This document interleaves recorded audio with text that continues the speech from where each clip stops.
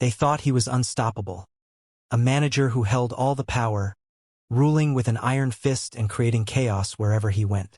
To some, he was a leader. To others, he was a nightmare. But his power was never as strong as it seemed. It was only a matter of time before it all fell apart. This is the story of SM, a boss whose arrogance and toxic behavior led to his downfall. It's a story of betrayal, injustice, and redemption, where one wrongfully fired worker's resilience and a team's quiet rebellion changed everything. What happens when power is abused?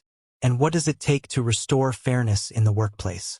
Watch this powerful story unfold. And if you don't want to miss more gripping stories like this, hit subscribe and like now. Where are you watching from? Let us know in the comments.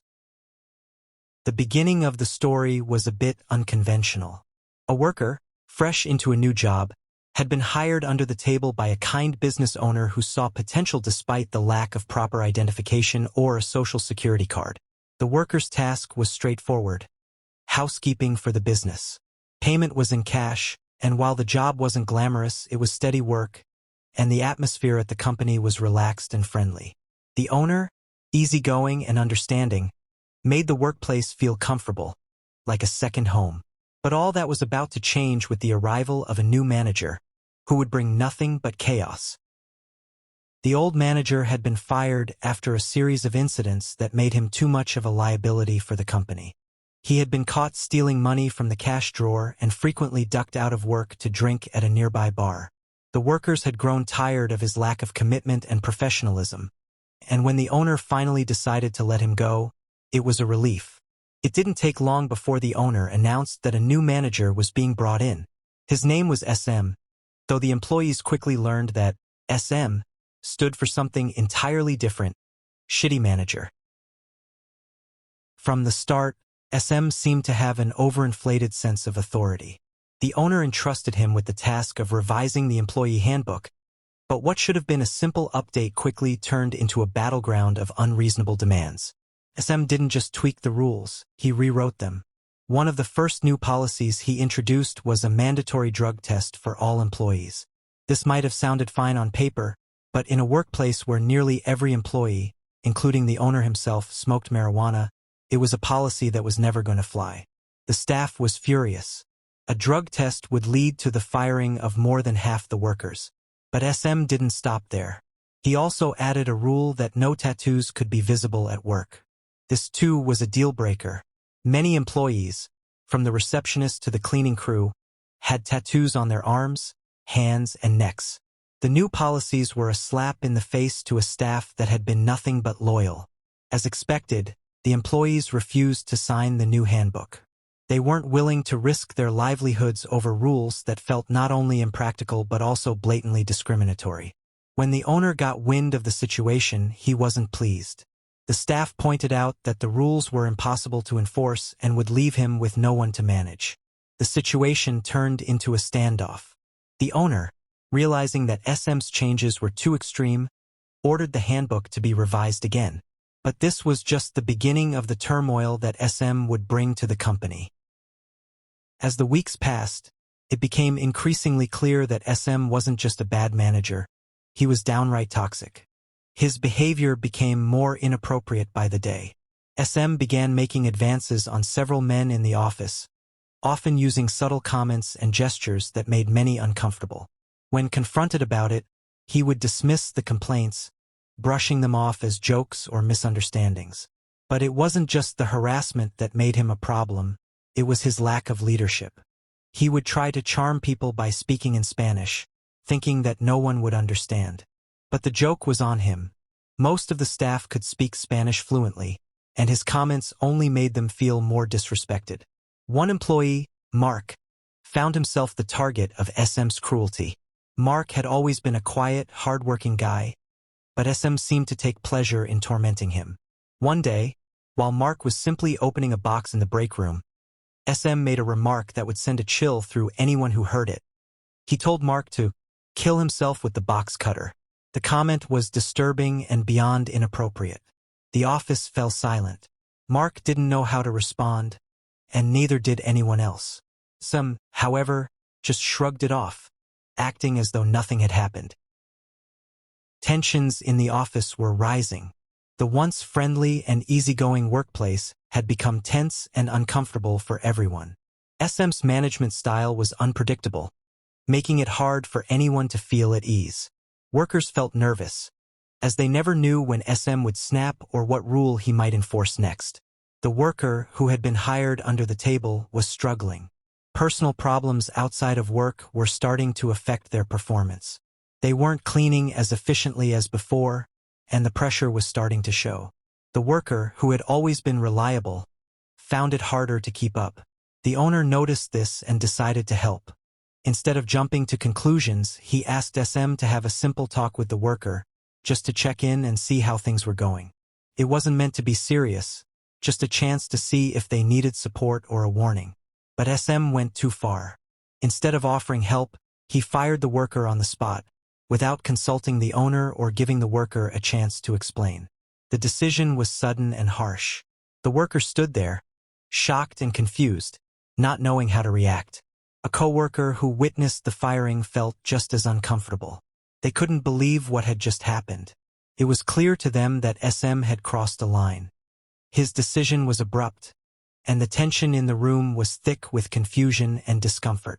The whole office could feel it. SM was losing control. His anger and frustration were showing. The simple situation had turned into something much bigger, and it was clear that SM's behavior was becoming impossible to ignore. The office was now in a state of unease, and everyone was wondering what would happen next. But the breaking point came soon after, when SM's temper flared once again. He got into a heated argument with another longtime employee, someone who had been with the company for years. The shouting match was loud enough to make everyone stop what they were doing. SM, in his rage, threatened that this employee would be next to get fired. It was the final straw. The workers could no longer stand the toxic environment SM had fostered. His lack of professionalism, his inappropriate behavior, and his inability to manage the team had finally caught up with him. The owner had seen enough. The complaints from employees, the tense atmosphere in the office, and SM's reckless behavior had all piled up. It was clear that things couldn't go on like this. After hearing about the latest incidents, including the unfair firing of the worker and SM's outbursts toward others, the owner knew it was time to act. He called SM into his office for a private meeting. The room was quiet, but the tension was undeniable. The owner, usually calm and understanding, had a serious tone this time. He laid out everything SM had done wrong, the unrealistic policies, the inappropriate behavior, and the way he treated the employees. There was no room for excuses. SM tried to defend himself, but the owner had already made up his mind. "You've crossed too many lines," the owner said firmly. "This isn't the kind of workplace I want, and you're not the right person to lead this team." The decision was final. SM was fired on the spot. As he left the office, his face was a mix of anger and shock. He walked out of the building, escorted by the owner, while the rest of the staff watched quietly from their desks. When the door closed behind him, there was a moment of silence. Then, slowly, a sense of relief spread across the office. People exchanged glances, some even smiled. Felt like a heavy weight had been lifted. SM's toxic presence was finally gone, and the workplace felt lighter almost instantly. While the damage he caused would take time to heal, the team knew they could start moving forward. For the first time in a long while, they felt hopeful about the future. In the weeks after everything happened, the worker didn't know what the future would hold. Being fired had shaken their confidence, but they tried to stay hopeful. They focused on moving forward, reminding themselves that the owner had promised things would get better. True to his word, the owner reached out and invited the worker to return to the company. When they came back, it wasn't just to their old job. The owner surprised them with a promotion and a pay raise as a sign of appreciation for their hard work in the past. The worker couldn't believe it. It felt like a second chance and a fresh start all at once.